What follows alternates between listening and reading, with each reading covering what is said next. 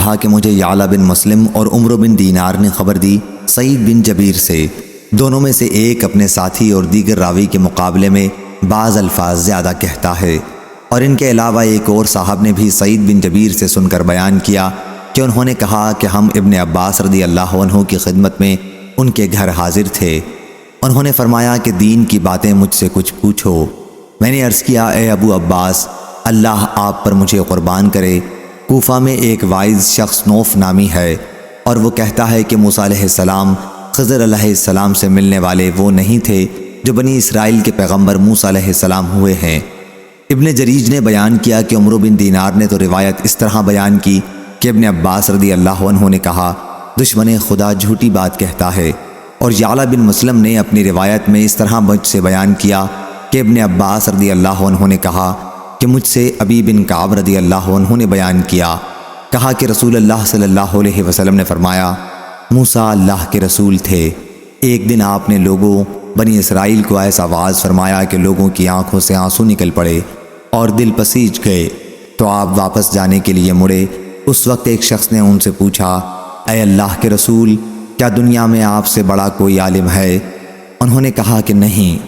اس پر اللہ نے موسیٰ پر عطاب نازل کیا، کیونکہ انہوں نے علم کی نسبت اللہ تعالیٰ کی طرف نہیں کی تھی۔ ان کو یوں کہنا چاہیے تھا کہ اللہ ہی جانتا ہے۔ ان سے کہا گیا کہ ہاں، تم سے بھی بڑا عالم ہے۔ موسیٰ علیہ السلام نے عرض کیا، اے پروردگار، وہ کہاں؟ اللہ نے فرمایا، جہاں فارس اور روم کے دو دریا ملے ہیں۔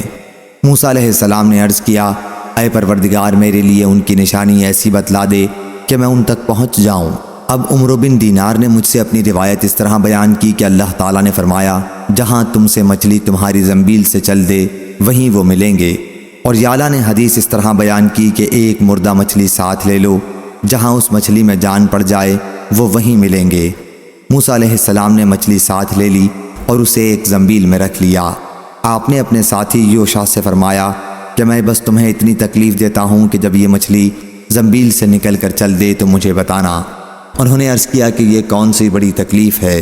وَإِذْ قَالَ مُوسَىٰ لَفَتَاهُ میں وہ فتی رفیق سفر یوشع بن نون تھے۔ سعید بن جبیر رضی اللہ عنہ راوی حدیث نے اپنی روایت میں یوشع کا نام نہیں لیا۔ بیان کیا کہ پھر موسیٰ علیہ السلام ایک چٹان کے سائے میں ٹھہر گئے جہاں نمی اور ٹھنڈ تھی۔ اس وقت مچھلی تڑپی اور دریا میں کود گئی۔ موسیٰ علیہ السلام سو رہے تھے، اس لیے یوشع نے سوچا کہ آپ کو جگانا نہ چاہیے، لیکن جب موسیٰ بیدار ہوئے تو وہ مچھلی کا حال کہنا بھول گئے۔ اسی عرصے میں مچھلی تڑپ کر پانی میں چلی گئی۔ اللہ تعالیٰ نے مچھلی کی جگہ پانی کے بہاؤ کو روک دیا اور مچھلی کا نشان پتھر پر جس پر سے گئی تھی بن گیا۔ عمرو بن دینار نے مجھ ابن جریج سے بیان کیا کہ اس کا نشان پتھر پہ بن گیا، اور دونوں انگوٹھوں اور کلمے کی انگلیوں کو ملا کر ایک حلقے کی طرح اس کو بتایا۔ بیدار ہونے کے بعد حضرت موسیٰ علیہ السلام باقی دن اور باقی رات چلتے رہے۔ آخر کہنے لگے، ہمیں اب اس سفر میں تھکن ہو رہی ہے۔ ان کے خادم نے عرض کیا، اللہ نے آپ کی تھکن کو دور کر دیا ہے اور مچھلی زندہ ہو گئی ہے۔ ابن جریج نے بیان کیا کہ یہ ٹکڑا سعید بن جبیر کی روایت میں نہیں ہے۔ پھر موسیٰ علیہ السلام اور یوشع دونوں واپس لوٹے اور خضر علیہ السلام سے ملاقات ہوئی۔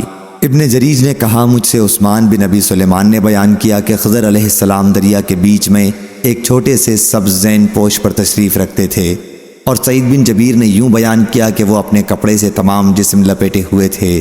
کپڑے کا ایک کنارہ ان کے پاؤں کے نیچے تھا اور دوسرا سر کے تلے تھا۔ موسیٰ علیہ السلام نے پہنچ کر سلام کیا تو خضر علیہ السلام نے اپنا چہرہ کھولا اور کہا، میری اس زمین میں سلام کا رواج کہاں سے آ گیا؟ آپ کون ہیں؟ موسیٰ علیہ السلام نے فرمایا کہ میں موسیٰ ہوں۔ پوچھا، موسیٰ بنی اسرائیل؟ فرمایا کہ ہاں۔ پوچھا، آپ کیوں آئے ہیں؟ فرمایا کہ میرے آنے کا مقصد یہ ہے کہ جو ہدایت کا علم آپ کو اللہ نے دیا ہے وہ مجھے بھی سکھا دیں۔ اس پر خضر علیہ السلام نے فرمایا، موسیٰ علیہ السلام، کیا آپ کے لیے یہ کافی نہیں ہے؟ اس کا پورا سیکھنا آپ کے لیے مناسب نہیں ہے۔ اسی طرح آپ کو جو علم حاصل ہے اس کا پورا سیکھنا میرے لیے مناسب نہیں۔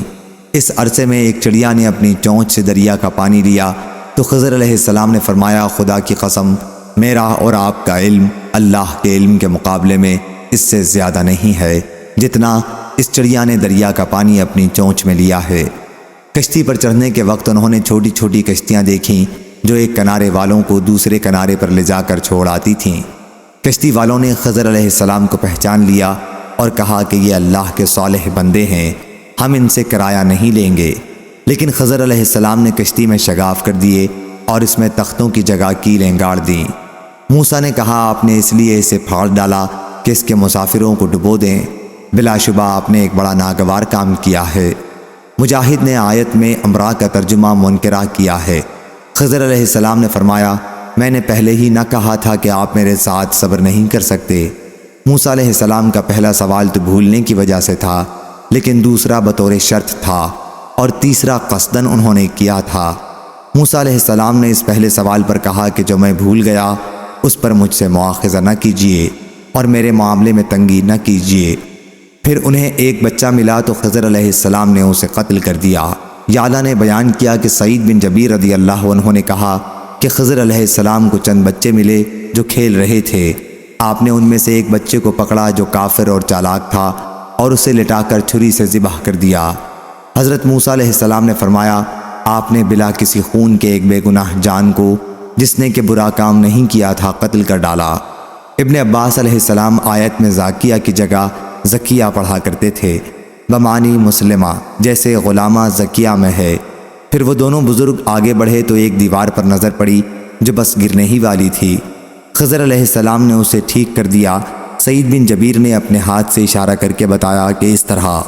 یعلا بن مسلم نے بیان کیا کہ میرا خیال ہے کہ سعید بن جبیر نے بیان کیا کہ خضر علیہ السلام نے دیوار پر ہاتھ پھیر کر اسے ٹھیک کر دیا۔ حضرت موسیٰ علیہ السلام نے فرمایا کہ اگر آپ چاہتے تو اس پر اجرت لے سکتے تھے۔ سعید بن جبیر نے اس کی تشریح کی کہ اجرت جسے ہم کھا سکتے۔ آیت وکانہ وراءہم کی حضرت ابن عباس رضی اللہ عنہ نے قرأت وکانہ امامہم کی، یعنی کشتی جہاں جا رہی تھی اس ملک میں ایک بادشاہ تھا۔ سعید کے سوا دوسرے راوی اس بادشاہ کا نام حدد بن بدد نقل کرتے ہیں، اور جس بچے کو حضرت خضر علیہ السلام نے قتل کیا تھا اس کا نام لوگ جیسور بیان کرتے ہیں۔ وہ بادشاہ ہر نئی کشتی کو زبردستی چھین لیا کرتا تھا، اس لیے میں نے چاہا کہ جب یہ کشتی اس کے سامنے سے گزرے تو اس کی عیب کی وجہ سے اسے نہ چھینے۔ جب کشتی والے اس بادشاہ کی سلطنت سے گزر جائیں تو وہ خود اسے ٹھیک کر لیں گے اور اسے کام میں لاتے رہیں گے۔ بعض لوگوں کا تو یہ خیال ہے کہ انہوں نے کشتی کو پھر سیسا لگا کر جوڑا تھا، اور بعض کہتے ہیں کہ تارکول سے جوڑا تھا، اور جس بچے کو قتل کر دیا تھا تو اس کے والدین مومن تھے اور وہ بچہ اللہ کی تقدیر میں کافر تھا۔ اس لیے ہمیں ڈر تھا کہ کہیں بڑا ہو کر وہ انہیں بھی کفر میں مبتلا نہ کر دے، کہ اپنے لڑکے سے انتہائی محبت انہیں اس کے دین کی اتباع پر مجبور کر دے۔ اس لیے ہم نے چاہا کہ اللہ اس کے بدلے میں انہیں کوئی نیک اور اس سے بہتر اولاد دے۔ وَأَقْرَبَ رَحْمَةً، یعنی اس کے والدین اس بچے پر جو اب اللہ تعالیٰ انہیں دے گا پہلے سے زیادہ مہربان ہوں، جسے خضر علیہ السلام نے قتل کر دیا ہے۔ سعید بن جبیر رضی اللہ عنہ نے کہا کہ ان والدین کو اس کے بچے کے بدلے میں ایک لڑکی دی گئی تھی۔ داؤد بن ابی عاصم کئی راویوں سے نقل کرتے ہیں کہ وہ لڑکی ہی تھی۔ صحیح بخاری حدیث نمبر 4726۔